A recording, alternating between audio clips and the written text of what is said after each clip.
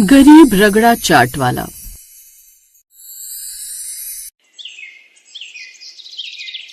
भरतपुर गांव में मनीष नाम का आदमी रगड़ा चाट बनाकर बेचा करता। उसकी रगड़ा चाट इतनी अच्छी होती थी कि छोटे क्या बड़े भी उसकी रगड़ा चाट खाने के लिए आया करते थे।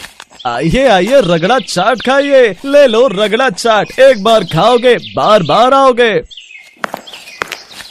हाँ मनीष भाई, आपकी रगड़ा चाट में कमाल का स्वाद है, इसीलिए तो हम खिंचे चले आते हैं। लगा दो एक प्लेट। हाँ अभी लगाता हूँ।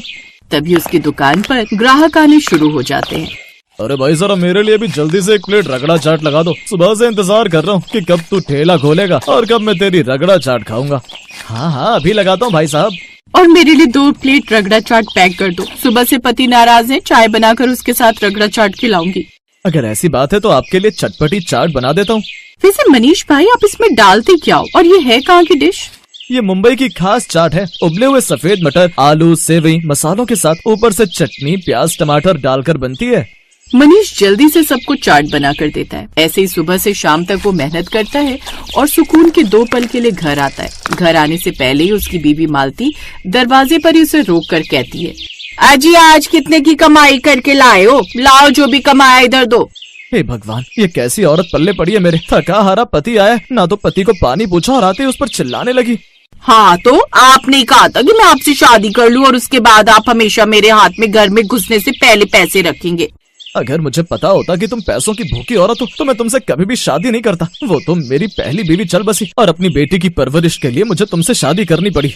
ओह ये सब बकवास सुनने में मुझे कोई दिलचस्पी नहीं है, मुझे हाथ पर पैसे चाहिए। हाँ।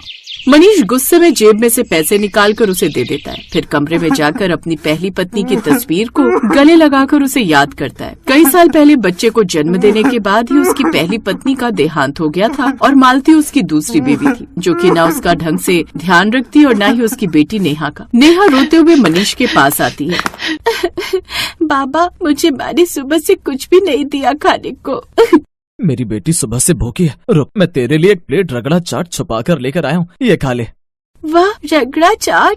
फिर वो उसे अपने हाथों से रगड़ा चाट खिलाता है। ऐसे ही दिन गुजरते हैं। धीरे धीरे मनीष का रगड़ा चाट का काम थोड़ा धीमा पड़ जाता है और वो थोड़े से पैसे लेकर ही घर लौटता है। ये देखकर मालती का गुस्सा काफी बढ़ जाता है। वो अपने लिए महंगी महंगी साड़ियाँ नहीं ले पाती। इन सब का गुस्सा वो नेहा पर निकाला करती।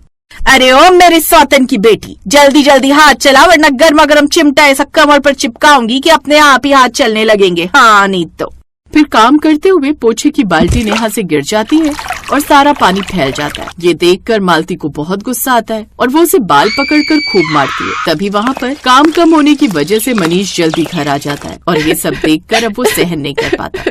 जल्लाद औरत, मैं इस घर में तुम्हें अपनी वजह से नहीं बल्कि नेहा की वजह से लेकर आया था, लेकिन तुम माँ तो क्या एक औरत बनने के भी लायक नहीं हो। यही कारण है कि 4 साल हो गए तुम्हारे खुद की कोई संतान नहीं है। निकल जाओ मेरे घर से और मेरी बेटी अपना गुजारा कर लेंगे हम। इसे तुम्हारी जैसी माँ की जरूरत नहीं है। मुझे भी कोई शौक नहीं है तुम जैसे भिखारी के साथ रहने का। मालती अपना सामान लेती है और घर से निकल जाती है, लेकिन साथ ही वो मनीष की सारी जमा पूंजी भी लेकर चली जाती है, जिसकी भनक मनीष को नहीं थी। और जैसे ही उसे ये सब पता चलता है तो वो अपना माथा पकड़ लेता है। हे भगवान, अब मैं क्या करूं? वो डायन तो सारे पैसे लेकर चली गई। वैसे भी मेरा काम कुछ अच्छा नहीं चल रहा, अब मैं अपना गुजारा कैसे करूंगा? ये सोचकर वो बड़ा परेशान होता है। अब वो नेहा को भी अपने साथ ले जाता है। उसके साथ गांव के चौराहे पर रगड़ा चाट बेचने के लिए चला जाता है। उस नन्ही सी नेहा को देखकर गांव की औरतें आकर्षित होकर आती हैं और उसको खूब लाड भी करती हैं। कितनी सुंदर गुड़िया है मनीष भाई आपकी, नजर न लगे इसे किसी की। पापा ये सब आंटियाँ कितनी अच्छी हैं, मुझसे कितने प्यार से पेश आ रही हैं। आप इन्हीं में से किसी से शादी कर लेते। चुप हो जा मेरी माँ, तू मुझे पिटवा मत देना। और शुरू में सारी दूसरी माँ अच्छी लगती है, असली रूप तो वो बाद में दिखाती है जैसे तेरी माँ ने दिखाए।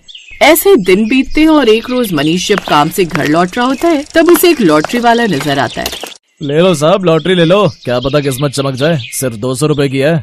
ये सुनकर मनीष भी एक लॉटरी खरीद लेता है और कुछ ही दिनों में किस्मत से उसकी लॉटरी लग जाती है, जिससे वो बहुत खुश था। वो लॉटरी में पूरे 10 लाख की रकम जीतता है। अब गरीब रगड़ा चाट वाला और भी अमीर हो जाता है और वो नेहा का एडमिशन अच्छे से स्कूल में करा देता है। अपने घर की मरम्मत भी करवा लेता है। लेकिन कहते हैं ना कि जब पैसा आता है तो घमंड भी लेकर आता है। अब वो चाट की एक दुकान गाँव में डाल लेता है, लेकिन कभी कभी वो दुकान बंद रखा करता तो कभी शराब के नशे में घर पर ही पड़ा रहता।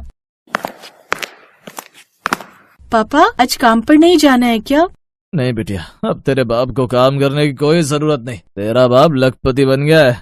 पापा पहले ही अच्छे थे, मेरा भी ध्यान रखते थे। अब आप या तो बाहर घूमते रहते हो या फिर ऐसे ही पड़े रहते हो। ज्यादा बकवास मत कर, ज्यादा जुबान मत चला, समझी? अब मैं जा रहा हूँ काम पर। फिर मनीष अपनी दुकान पर जाता है और अब उसने अपने साथ एक मनोज नाम का आदमी भी रख लिया जो उसकी दुकान का अच्छा ध्यान रखता था। लेकिन अब मनीष के अंदर लालच उमड़ आया था। पैसे हो तो हर इंसान सलाम ठोकता है। लगता है बहुत अमीर बनना होगा। अमीर से और अमीर बनने का एक ही रास्ता है, खराब से खराब सामान दिया जाए। जितना सस्ता सामान बेचूंगा उतना ही सस्ता सामान इस्तेमाल भी करूंगा। अब वो यही करता है। फिर एक दिन उसके घर मालती आती है और उसके पैर पकड़कर कहती है, आजी मुझे माफ कर दीजिए ना, मैं नहीं जानती थी कि आपकी जिंदगी की मनहूसियत मैं ही थी। मेरे आपके घर से जाते ही आपने दुकान खोल ली, आप लखपति बन गए। मुझे वापस अपने साथ रख लीजिए। आज के बाद मैं कभी आपका घर छोड़कर नहीं जाऊंगी और नेहा को भी खूब प्यार दूंगी। अब वो उसे एक दूसरा मौका दे देता है। मालती अब नेहा के साथ अच्छे से रहती। फिर धीरे धीरे मनीष की दुकान पर ग्राहक कम हो गए। उसने सामान की गुणवत्ता घटा दी थी, इसलिए वो मनोज को भी काम से निकाल देता है। मनोज को बड़ा बुरा लगता है। अब मनीष की आधी से ज्यादा दौलत या तो शराब या फिर अपने घर के खर्चे में बर्बाद हो चुकी थी। जिसके बाद जैसे ही मालती को इस चीज की भनक लगती है, वो बची खुची सारी दौलत भी समेट कर घर से भाग जाती है। हे राम, मैं तो मर गया, बर्बाद हो गया। वो औरत दोबारा से मेरा सारा सामान लेकर भाग गई। मुझे लगा था इस बार सुधर गई होगी, लेकिन वो डायन है, नहीं सुधर सकती। इधर मनोज ने गुस्से में उसकी दुकान में आग लगा दी। कुछ समय बाद खबर मिली कि ये सब मालती और मनोज ही प्लान था। वो दोनों एक दूसरे से प्यार करते थे। उस दिन के बाद मनीष ने सारा नशा छोड़ दिया और फिर से ठेला लगाया और उसी पर चाट बेचने लगा, जिससे उसकी दाल रोटी चलने लगी। अब वो उसमें भी नेहा के साथ गुजारा कर खुशी खुशी रहने लगा।